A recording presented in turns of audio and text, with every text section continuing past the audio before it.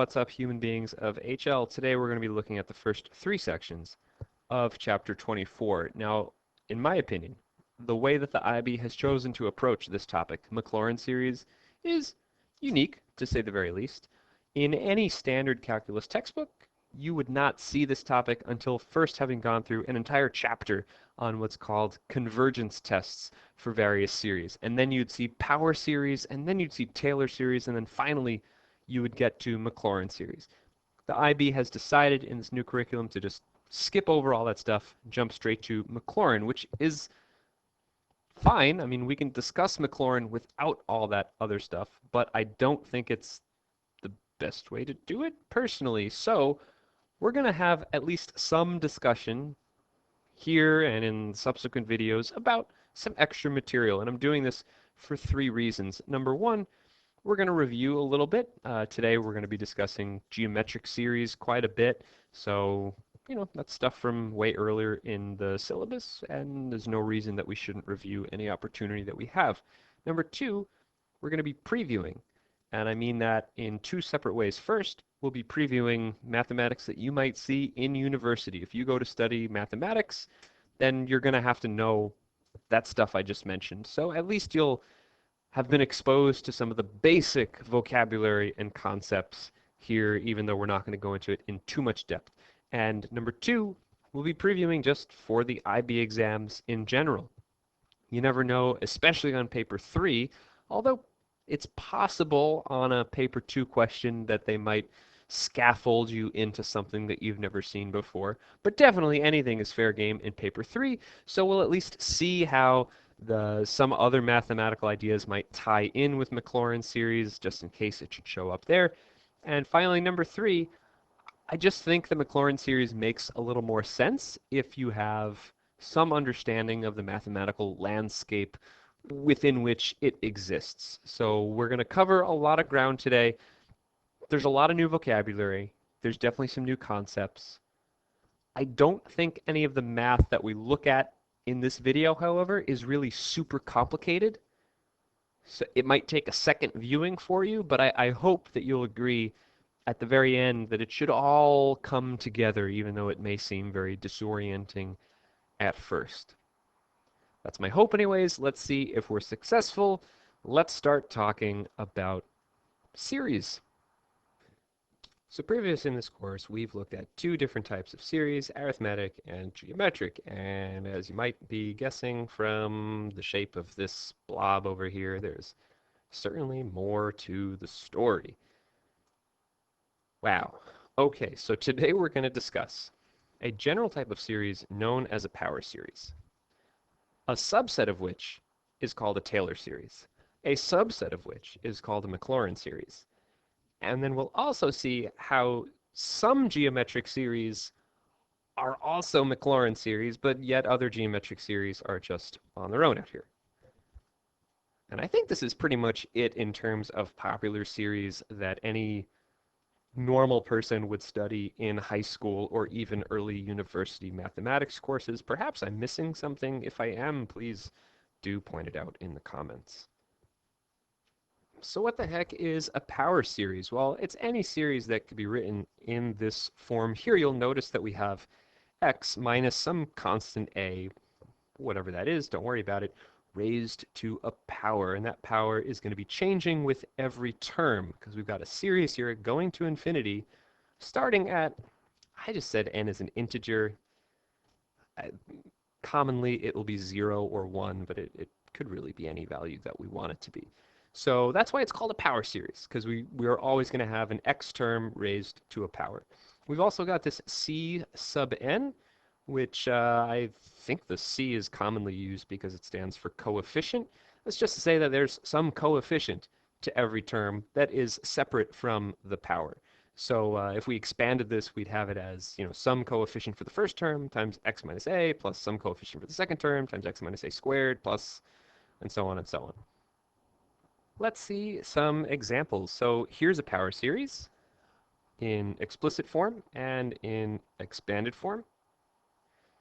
In this particular power series, the value of a is 3, and our coefficient, c sub n, is in the form 1 over n. We can see that in each term. This first term, term 1, n is equal to 1, so we're dividing by 1. Here, n is 2, we're dividing by 2, and so on. Here's a second example, a little more exciting. We're going to separate out the negative 3 and the x so that we can see the x term changing just by itself. So we've got x, x squared, x cubed, and then our coefficient for this one is going to be negative 3 to whatever power divided by the square root of whatever. Specifically, negative 3 to the n divided by the square root of n plus 1. Notice that the first series started when n was equal to 1. The second one started when n is equal to 0. For our third example, it's actually going to be a little simpler of one. This is just 3 times x to the n, which looks like this. And this is a power series, isn't it? Our a value is just 0. Our coefficient for each term is always 3. And this we see a common ratio of x. So these are all power series, but this last one is an example that is also geometric. The first two are not.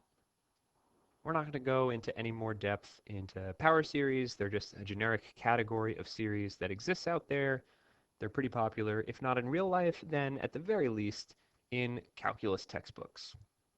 Anyway, now let's move on to the good stuff. First, we have Taylor series, and what we need to notice about them is that a Taylor series is really just a power series where our coefficient term is given by a very specific rule.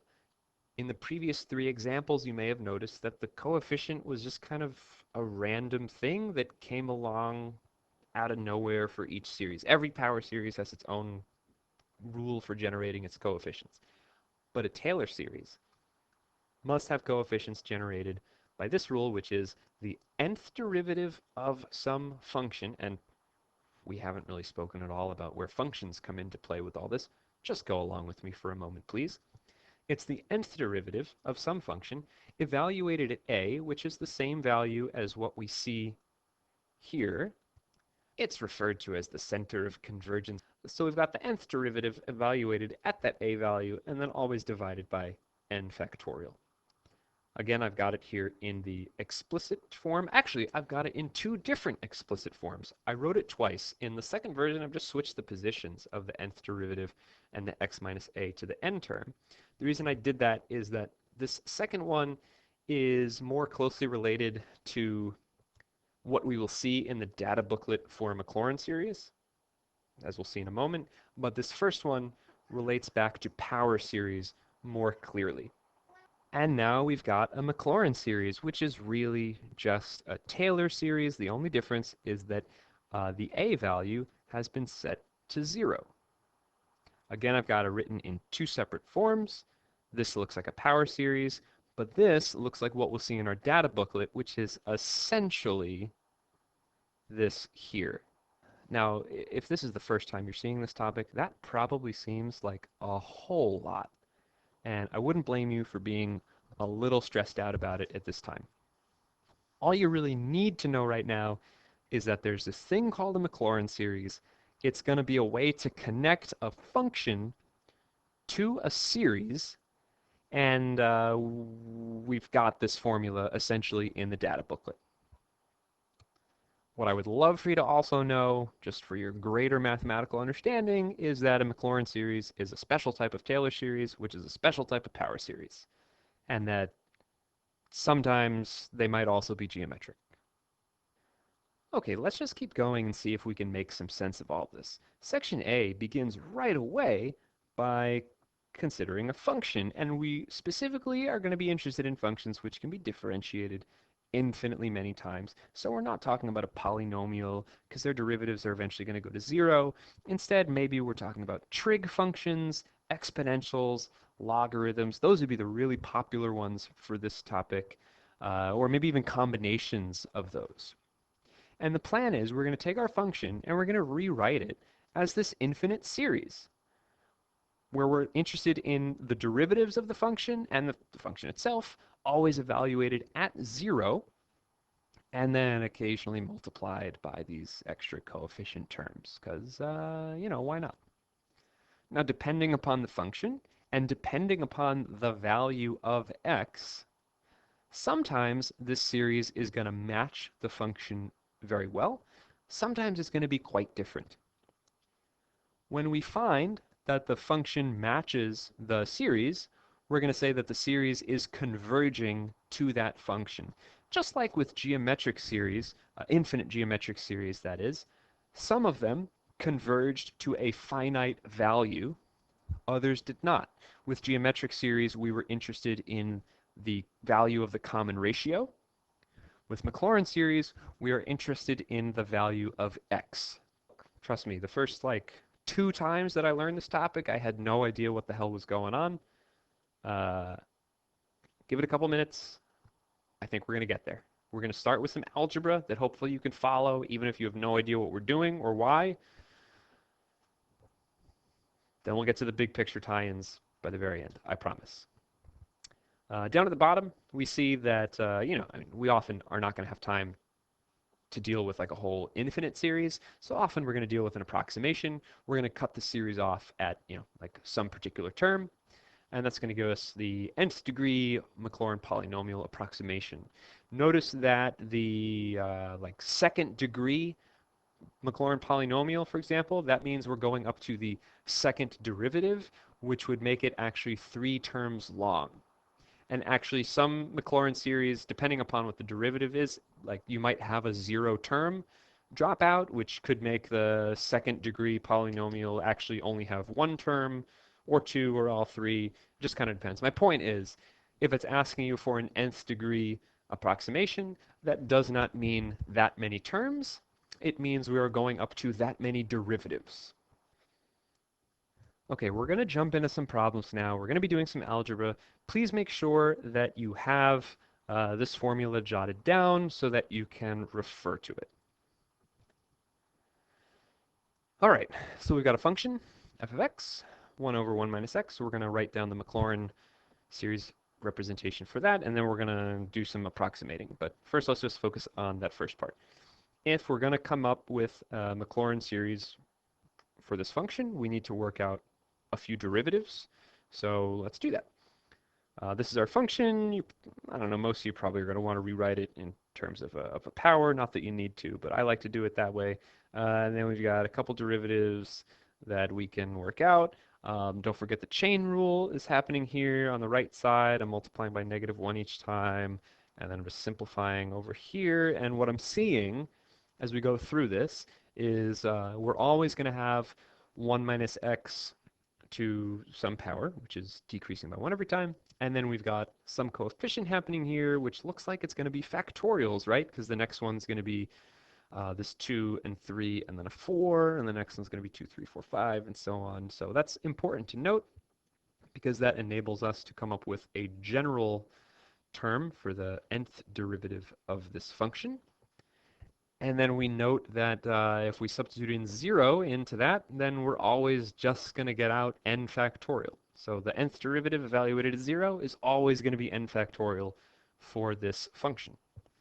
And we're going to use that to come up with the Maclaurin expansion, which I have here in expanded form. And when we simplify all of this, we'll see that it really just comes out to be 1 plus x squared plus x cubed, which sure does look like a geometric series. And this geometric series would converge if the common ratio was in between -1 and 1. The common ratio here is just x. So we could say that this function is equal to this series as long as the absolute value of x is less than 1. So that's your first example of a series converging to a function. And now for the second part of this problem. So we're going to find a 4th degree approximation for 0.5 and for 2, and then we'll compare that to the values of the function at 0.5 and 2. This is pretty straightforward stuff. We're just going to put in 0.5 into the first 5 terms of the series, because it's a 4th degree, so we're getting up to the 4th derivative. And that gives us a number that's pretty damn close to f of 0.5. So that's cool. Whereas when we look at 2, we get 31, which is like nowhere close to -1. What's going on? Why is this first one such a good estimation, whereas the second one is so bad? Well, we said that this is kind of like a geometric series where the common ratio is just x, and we know that this series only converges when the absolute value of x is less than 1. So for any values in between -1 and 1, the approximation will be very close to the actual function value. But for any values outside of that domain, they're going to be quite different.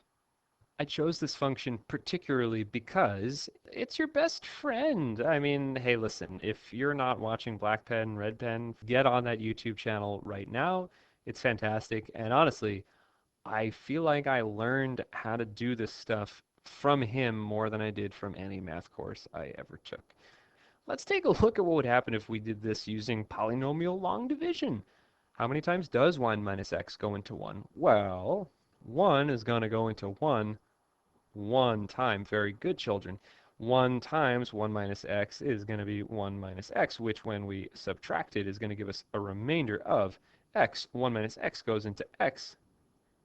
X times, perhaps you can already see where this is going, x times 1 minus x is going to give us x minus x squared, which we're then going to subtract, giving us a remainder of x squared. 1 minus x goes into x squared times, and so on. So we see we do get that infinite series when performing the long division as well, which is fun.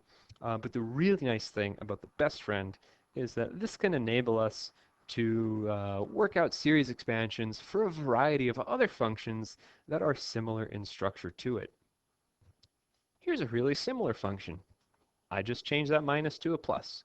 You could go through the process of taking a bunch of derivatives and putting it into the Maclaurin series formula again, which, I don't know, you probably don't want to do. You could do long division again, which I think you probably want to do even less.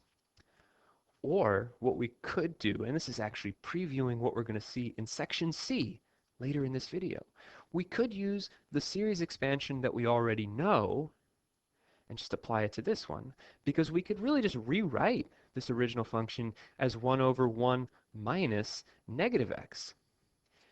And then all we got to do is substitute negative x in for x from the original one, and we've got our series expansion. Now, when the absolute value of negative x is less than 1, that's the same thing as the absolute value of x, so I'll just write it as such. Here's your expanded form. Here's your explicit form. That might not have been exciting enough, so let's take a look at this one. I've just changed this 5 to a 1. No, the opposite of that. Anyways, again, we could take derivatives, we could do long division, or we could use what we know, but we have to work with it just a little more this time. This might actually remind you of something that we saw with the binomial expansion theorem for rational exponents. What I'm going to do is divide out this 5 and make it be 1 minus something. Just ignore this 5 to the -1 for a hot second and look at what we've got in here. This is our infinite series. It's got a common ratio of x over 5, which means that this series is going to converge as long as the absolute value of x over 5 is less than 1, which is the same thing as saying the absolute value of x is less than 5. This is one way to do it. This is probably how I would approach it. I like just seeing 1 over 1 minus a thing. That's very comfortable for me. But perhaps you would prefer to do it this way here. You can actually take that 5. You still have to factor it out, but then you can move it up to the numerator. And then you can just consider this as the infinite series formula where the first term is 1/5 and the common ratio is still x over 5. We'll get the same results. I've just distributed in that 5 to the -1, whatever. The point is, we've got a function and we've got an explicit series formula for it. Notice all three of these are really the same thing. I prefer the first one. I like factoring out anything that doesn't have to do with the series itself, by which I mean there's no n attached to this 1/5, so I can just remove it from the series. You can leave it inside if you want to, or you could even combine these 5s into a 5 to the n plus 1. Whatever makes you happy. I can't help myself. Here's another great example. I actually took this one from Black Pen, Red Pen's video. So, same idea here. We want to have a 1 on top and a 1 minus something on the bottom, so we're just going to factor a 2x to the fifth from the numerator and a 9 from the denominator, and then we'll do it the same way as we did the previous ones. The moral of the story here is this. If we have a function and we want to rewrite it as a Maclaurin series, we've got two ways that we can do this. Option one, we take a whole bunch of derivatives of the function and then we evaluate them at 0 and we put all this into the Maclaurin series formula that's in the data booklet. Sometimes we'll have to do it that way. Option two, if we see that this crazy function we're looking at is similar in its structure to some other function whose Maclaurin series we already know, we can use that and just perform some simple substitution, or maybe also having to do some algebra like we saw here, in order to probably take some shortcuts into generating the Maclaurin series. I know I got a little ahead of myself because that really is the topic for section C, but man, I am super enthusiastic about my best friend.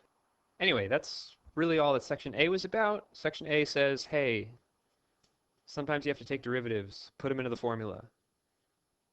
Sometimes you'll estimate by taking only, the first couple of terms of the series. Compare that to the actual value. Section B now, wow, so many words on screen. You're going to probably want to pause and read all this. So again, we're talking about the Maclaurin polynomial being an approximation for a function. And it says here, since we're using the value of the function and its derivatives at x equals 0, that the approximation is going to be more accurate near x equals 0 than it will be farther away from it. So for the Maclaurin series expansion, we might say that 0 is the center of the expansion, the center of the series, the center of the interval of convergence. And I'm really emphasizing that because if you are looking at any problems from a previous curriculum or in a random calculus textbook, or if you're looking at some old BC calculus stuff or whatever, you're going to see Taylor series. They're going to be talking about the center of the convergence, and you might see examples where they refer to a Taylor series centered at 0. Well, that just means that it's a Maclaurin series. Okay, so you could do those problems for practice. A reasonable question to be asking right now might be, well, we know that some Maclaurin series are really geometric series. And we know the geometric series converge when the common ratio is between -1 and 1, so we can kind of use that to analyze our Maclaurin series to determine whether that's going to converge or not. But what about the Maclaurin series that are not geometric? As far as I can tell, we don't really need to worry about that for this course. But as we see down here at the bottom, I mean, at the very least, we're going to require that the terms of the series be getting smaller and smaller. If we find that the terms are going off to infinity or negative infinity or perhaps oscillating between the two, then there's just no way that the series and the function are going to match. I mentioned before that there's usually a whole chapter called series convergence tests that come before this that gives you the tools of determining exactly when a Maclaurin series might converge or not. We're not studying that chapter in this course, which is why I don't think we need to worry about determining exactly what an interval of convergence might be for a given series, but I don't know, this is in the book, so at least let's take a peek at this. Here up top, we've got the example that we just did. And hopefully, obviously, this particular series will only converge for absolute value of x less than 1. We have a second example here, and you could generate this series again by taking the derivative of ln of x plus 1, or repeated derivatives of it, that is. And this series is only going to converge for x greater than -1, but less than or equal to 1. So we still have -1 and 1 as the bounds, but this time it can actually equal 1. Let's see if we can make any sense of that. We see here we can prove using L'Hopital's rule that when x is bigger than 1 or less than -1, that whatever value of x we choose to the power of n is going to overpower the fact that we're dividing by n here. It's just going to get larger and larger. It'll either go to positive infinity or negative infinity depending upon what the signs are. The question is then, what about those endpoints? Well, okay, for x equals -1, this series becomes this here, which the book tells us does not converge. That's not necessarily obvious at first glance, but if we do set x equal to -1, then we have ln of 0 here, and that doesn't exist. So it makes sense that if x equals -1, this series should not converge. As far as when x does equal 1, we have this series, which, again, you shouldn't know whether this series converges or not. The book's just telling you that it does. So we're just going to go along with that for right now. And at the bottom, we have e to the x, apparently is equal to this. Again, you can check that with derivatives if you'd like. In this case, the fraction is going to end up being much smaller than it was in the previous example. I mean, look right here, we're comparing 1/6 to 1/3, 1/24 to 1/4. We can show that in this case, the fraction will eventually overpower the polynomial part. So actually, this series is going to converge for any value of x. We might say that its interval of convergence is infinite in size. Again, though, the techniques to work this stuff out are not super complicated, but they're not part of our course, so I don't stress it if you're worried about figuring out what the interval of convergence is. I don't think we'll need to know that. At this time, I think it's worth looking at a few graphical examples that might shed some light on all this. For me, I know that being able to see it was very powerful in understanding what was going on with the algebra. So I'm going to begin with the best friend that we saw earlier. It's a pretty standard looking hyperbola, and we're going to see how this series approximates it. Oh, better turn that down. So we're going to begin here with literally just from n equals 0 up to k equals 0. In other words, we're talking about the function y equals 1. This is a horizontal line. This line is not a particularly good approximation for this hyperbola. They share one point in common. That's great, but that's all we got. Now we're going to add in the second term of the series. So this is from n equals 0 to 1. In other words, we're going to have the linear function 1 plus x. And okay, they still only share one point in common, but at least this line is now tangent to the curve when x is equal to 0. Let's get a quadratic term in here. This is 1 plus x squared. Okay, we've got like, you know, the same concavity going on over here. It's getting better. Let's keep adding terms, and what we'll see is that the polynomial is getting closer and closer and closer to the hyperbola, but only within a very specific domain. You can pretty clearly see on the left-hand side, right around the value of x equals -1, that it keeps just flipping back and forth here, but it's clearly to the left of -1. They're not the same. I could spend a whole lot of time scrolling up and up and up to show you that when we get past +1, that they don't match, but I mean, you can probably figure out, right? I mean, as we go up here, we're getting closer to the vertical asymptote at x equals 1. We've never seen this function go down here, and indeed we never will. So pretty obviously to the right of x equals 1, the polynomial is not going to match the hyperbola. So that's what we mean when we say that the series is converging to the function, but it's only converging within a specific interval. Let's look at a second example here. This will be the log example that we saw a moment ago, ln of x plus 1. Looks like that. And here's our series. Again, we're going to begin with just, we're starting this one at n equals 1, because we can't divide by 0. So this is our very first term. It's just a line. Again, they share one point, and it's tangent. But as we add more and more terms, we're going to see that the polynomial is getting closer and closer and closer to the function. This one, again, is only going to be between -1 and 1. Graphically, you can't tell whether the endpoint is included in the interval or not. That's something you're only going to get algebraically. And just for fun, let's do one that's going to, whoops, have an infinite interval of convergence. So this is a graph of sine of x, and this is its series expansion, whatever. As I add more and more terms, this just gets closer and closer and closer to the, well, not if it goes backwards, but it gets closer and closer and closer to the actual function, farther out to the left and right. It'll keep going forever as I add more and more and more terms to the series.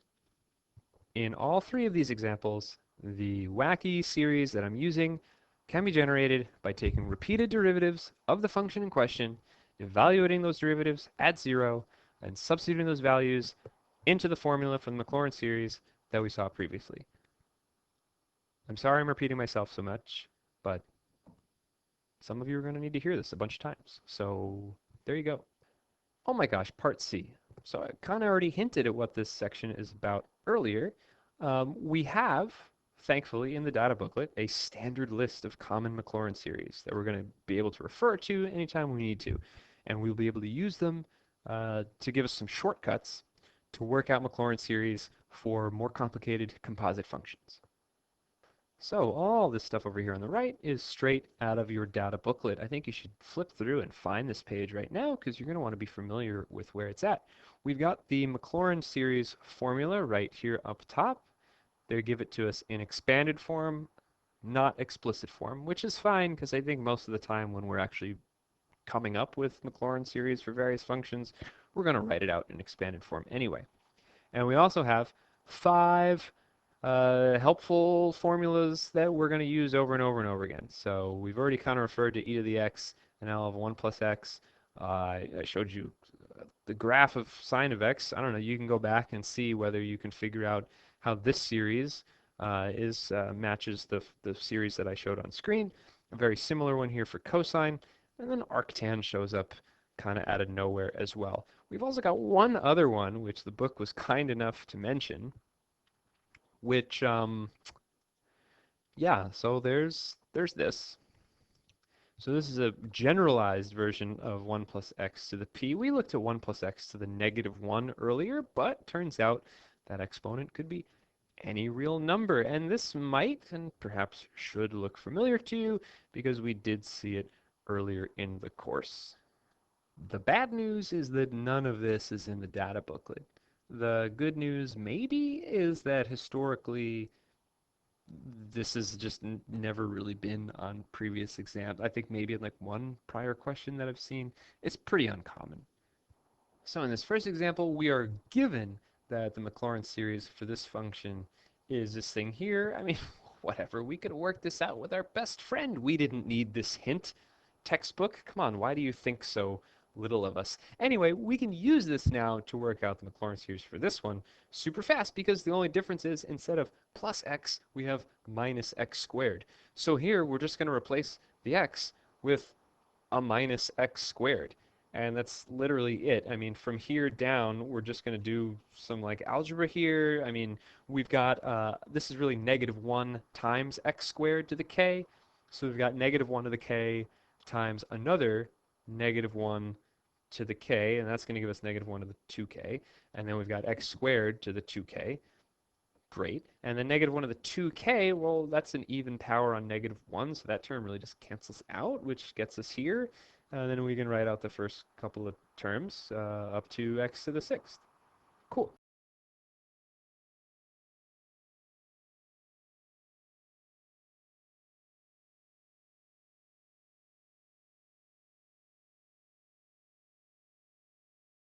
Okay, this is the end here, folks. Big question, lots going on here. Let's see what we can make of it. Part A, we're just going to come up with Maclaurin series expansions for these 3 here. We're going to use our expansion for e to the x. Pretty straightforward. We're just going to replace x with 2x and then 4x and then nx, and we'll get answers like this. Hopefully that's not too mystifying. Now for part B, we're going to come up with a Maclaurin series expansion for cosine of e to the x. Again, we've got options. We could take repeated derivatives of cosine of e to the x. You have to use some chain rule and all that good stuff. No problem. But what we're going to do here at the suggestion of this question is we're going to use our Maclaurin series for cosine of x But instead of x, we're going to put in e to the x. Okay, the beginning of this doesn't seem too complicated either then. Here's our expansion for cosine, and then in place of the x's, we're going to put e to the x. But notice that now we have e to the 2x, e to the 4x, e to the 6x. This is stuff that part A was prompting us to think about. And we need to use that because we're trying to find the first non-zero terms. Well, if we just write it like this, I don't know if there's any zero terms here or not. It kind of depends on what the value of x is. So we're going to try to, I don't know, manipulate this a little further. Also, one of the whole points to using a Maclaurin series expansion is to no longer have complicated functions like e or logs or something trigonometric, and to replace it with polynomials. So this is definitely not a final answer. We need to replace each of these with their expansions from part A. So that's what we've got going on here. This is our expansion for e to the 2x. This is our expansion for e to the 4x. We haven't shown e to the 6x, whatever. We're skipping some terms. This is our general term. They switch it to k, so this is for e to the kx. And now let's look very carefully at what's happening next. So this 1 is sticking around in the front. Now, from this series, we're going to have, well, a lot of terms, but the first term of it when we distribute is going to be negative 1 over 2 factorial. This one's first term will be positive 1 over 4 factorial. The next one's going to be minus 1 over 6 factorial, and so on. If we collect all of those terms together, we're going to get this expression here. Make sure that you're comfortable converting from an expanded series into an explicit form such as this. We've got negative 1 to the k. That's controlling the fact that it's changing sign for every term from positive to negative. And our denominator is going to be 2k factorial because it's always an even factorial. Then the next term, if we look just for the x terms, here it was going to be minus 2 over 2 factorial x. Then it was going to be plus 4 over 4 factorial x, and so on and so on. So we collect all of our x terms together, and they're going to look like that. Again, we've got the 2k, and then divided by 2k factorial. Now, I would say this question is worded a little strangely, asking for the first two non-zero terms, but it looks like this is what the book was interested in. Clearly, they're both non-zero. I know it's strange because this second term is itself a series of terms, but I don't know, that's what the book was going for. Hopefully, you at least understand the spirit of what's happening here. We're subbing in the e to the x for the x's, and then we're subbing in the series for e to the x in for those e to the x's. And then we're collecting like terms through these infinite series of infinite series. Wow, it's so fun. Part C is a show that for saying for x near 0, which is important since we're doing a Maclaurin series, we're only interested in x values near 0 and then out as far as whatever our interval of convergence is. But we have no idea what the interval of convergence is for this function. But near 0, we know that we're safe. Anyway, we want to show that the expression we just found is approximately equal to cosine of 1 minus sine of 1 times x. You don't know what cosine of 1 is or sine of 1, but we have formulas seen previously in the data booklet for these series expansions for those two functions. So we're going to use those. Substituting in 1 for x into the cosine series expansion, we get this in expanded form, but translate that into condensed explicit form. We've got this here. Keep the 1 in front and then just take those factorial terms, put them together there. Same thing with sine, put in 1 for x. We get this. And then let's look back at the answer we just had for our previous question. We've got 1 plus this series. Oh, that's exactly what cosine of 1 is equal to. Awesome. And then this other term, the linear term here, that's just got the opposite sign. So yeah, cosine of 1 minus sine of 1 times x is exactly what we have here for cosine of e to the x. And tying this all together here, part D, we're going to find the second degree approximation for cosine of e to the x. They say by direct calculation, that means we're going to actually take some derivatives down here. So we've got our function. Here's our first and second derivatives. Over here, we're evaluating all three of those at 0. And hey, e to the 0 is 1. So that's where our sine and cosine of 1 is going to show up again. So using the general format for the Maclaurin series, here we've got f of 0 plus f prime of 0 times x plus f double prime of 0 times x squared divided by 2 factorial. We see that the first two terms match exactly what we saw back in part C. In this case, we've got more terms. That's all right. We just stopped here at the linear term. We could have kept going with quadratics in our previous work. The problem just didn't encourage us to. Wow, folks, that sure was thrilling. We really have covered a lot of ground here today. Some big takeaways, though. Make sure that you know what formulas are in the data booklet. Be comfortable with them. Be comfortable transitioning between expanded form and explicit form of a series. And you might be wondering at this point, you know, like, okay, great, but why? Like, why? What is the purpose of all this? Why can't we just leave functions as functions and call it a day? Historically, this is how humans were able to calculate decimal approximations of things like whatever e to the 3.2, or what's the ln of 2, or what's the sine of 5, and so on. So to some extent, we are just studying methods that are hundreds of years old and that are certainly not in popular use by human beings anymore, except for humans who are studying calculus, I guess. But this is how computers work today. So for computers and calculators, simple operations like addition are super fast for them to do. They're very efficient at calculating very large sums very quickly. Even if they need to compute thousands of additions in a fraction of a second, that's no problem. Addition is much simpler for a computer than something complicated like trigonometry or exponentials or logarithms. So your calculator doesn't have, for example, the sine value of every possible real number input memorized. And it's like, oh, you wanted the sine of 132.9765 pi over e degrees. I have that one memorized. This is the answer. It doesn't do that.